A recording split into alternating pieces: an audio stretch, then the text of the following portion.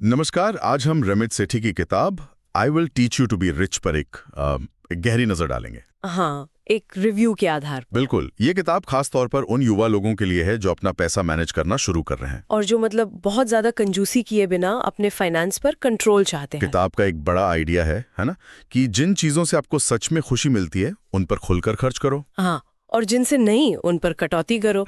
ये सचेत खर्च, ऑटोमेशन और एक तरह से गिल्ट फ्री स्पेंडिंग को बढ़ावा देती तो है। चलिए देखते हैं इस रिव्यू में क्या खास बातें हैं। बिल्कुल, ये नजरिया सिर्फ पैसे बचाने का नहीं है। अच्छा, रिव्यू कहता है कि असली मकसद है अपनी शर्तों पर एक समृद्ध जीवन जीना।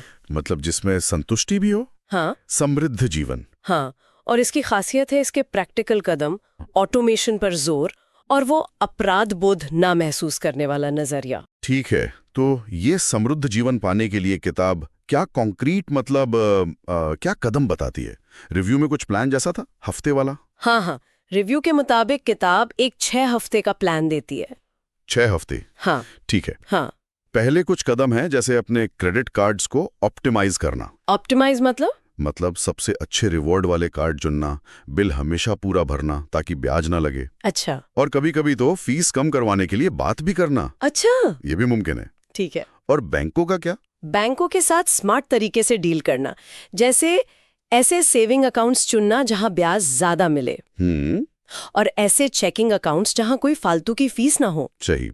क्रेडिट कार्ड और बैंक के बाद निवेश, ये थोड़ा मुश्किल लगता है लोगों को। हाँ, और रिव्यू भी कहता है कि किताब इस पर बहुत जोर देती है, जल्दी निवेश शुरू करने पर, चाहे पैसे कम ही क्यों ना हो। बिल्कुल, चाहे छोटी रकम से ही क्यों ना हो। और सलाह है लंबी अवधि के कम लागत वाले निवेश की, जैसे index funds. Index funds, okay. हाँ, ये बाजार की बहुत सारी कंपनियों में एक साथ थोड़ा थोड़ा पैसा लगाने का एक आसान और सस्ता तरीका है, जोखिम बट जाता है। समझ गया। और खर्चों का क्या? क्या ये वैसी बजटिंग है कि हर छोटी चीज लिखो? रिव्यू में सचेत खर्च की बात थी। हाँ, ये पारंपरिक बजटिंग से थोड़ा अलग है। कैसे? रिव्यू बताता है कि किताब एक मोटा मोटा खाका देती है, जैसे कमाई का लगभग 50-60% जरूरी खर्चों पर, जैसे किराया, बिल वगैरह। हाँ, फिर 10% निवेश में, 10% दूसरी बचत में, जैसे इमरजेंसी फंड, ओके। और बचा हुआ 20-30% अपनी मर्जी से बिना किसी अपराध बोध के खर्च करने के लिए। बिना अपराध बोध के खर्च, ये मजेदार लगता है। हाँ, इसी को कॉन्शियस स्पेंडिंग या सोच समझकर खर्च करना कहा गया है। और ऑटोमेशन, रिव्यू में इसका भी जिक्र था। ये क्या चीज है? रिव्यू के हिसाब से ऑटोमेशन इस किताब का सबसे पावरफुल टूल है। ओके। इसका मतलब है अपने बैंक को सेट कर देना कि हर महीने सैलरी आते ही पैसे अपने आप बचत खातों में, निवेश खातों में या रिटायरमेंट फंड्स में चले जाएं। मतलब खुद कुछ करने की जरूरत नहीं। बिल्कुल, बचत और निवेश अपने आप होते रहते हैं।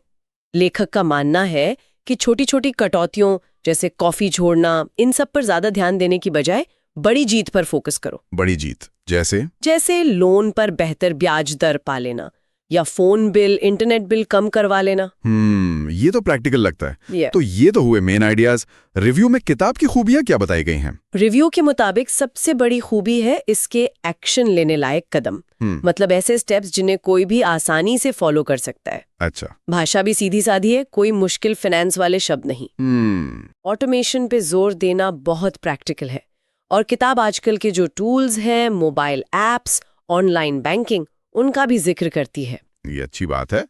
और क्या रिव्यू में कुछ कमियां भी बताई गई? हाँ, कुछ है। रिव्यू कहता है कि लेखक का टोन, वो अंदाज कुछ लोगों को थोड़ा रौबदार लग सकता है। अच्छा। और ज्यादातर सलाह अमेरिकी सिस्टम के हिसाब से है, जैसे 401k का जिक्र। हाँ, वो तो यहाँ नहीं होता। सही। हालांकि मूल सिद्धांत तो दुनिया भर में लागू हो सकते हैं, पर कुछ चीजों को अपने देश के हिसाब से देखना पड़ेगा। और निवेश की सलाह? वो भी थोड़ी शुरुआती लेवल की है। जो पहले से निवेश कर रहे हैं उनके लिए शायद काफी ना हो। और कुछ आइडियाज किताब में दोहराए हुए से लगते हैं। समझ गया। तो फिर रिव्यू के हिसाब से ये किताब असल में किन लोगों के लिए सबसे अच्छी है? देखिए, रिव्यू कहता है कि ये खासकर उन युवा लोगों के लिए बहुत अच्छी है जो अभी पैसा कमाना और संभालना सीख रहे हैं। बिल्कुल। या उन लोगों के लिए जो पैसों के बारे में सोचकर मतलब उलझन महसूस करते हैं, कंफ्यूज्ड रहते हैं कि शुरू कहाँ से करें। हाँ, ये बहुत आम है। और उनके लिए भी जो अपने फाइनेंस को एक तरह से ऑटो पायलट पर डालकर रोज के खर्चों की चिंता से फ्री होना चाहते हैं। अच्छा। रिव्यू का फाइनल वर्डिक्ट यही है कि ये शुरुआती लोगों के लिए पर्सनल फाइनेंस की बेस्ट किताबों में से एक है। प्रैक्टिकल है, मोटिवेट करती है और लागू करना आसान है। रेटिंग भी दी है? हाँ, 9/10। वाह। तो कुल मिला के निचोड़ ये है, ऑटोमेट करो, बड़ी बचत पर ध्यान दो और सोच समझकर बिना गिल्ट के खर्च करो। बिल्कुल। एक ऐसी प्रणाली बनाओ जिससे भविष्य के लिए बचत और निवेश भी हो और आज पैसे का आनंद भी ले सको। बढ़िया। हाँ, और अंत में एक विचार छोड़ जाते हैं सोचने के लिए। जरूर। किताब पैसे से आगे बढ़कर एक समृद्ध जीवन की बात करती है। तो अगर कोई इन सिद्धांतों को अपनाता है, फाइनेंशियल हेल्थ भी और पर्सनल संतुष्टि भी, तो उसके लिए इस समृद्ध जीवन का असली मतलब क्या होगा? ये एक अच्छा सवाल है। ये शायद हर किसी के लिए अलग होगा।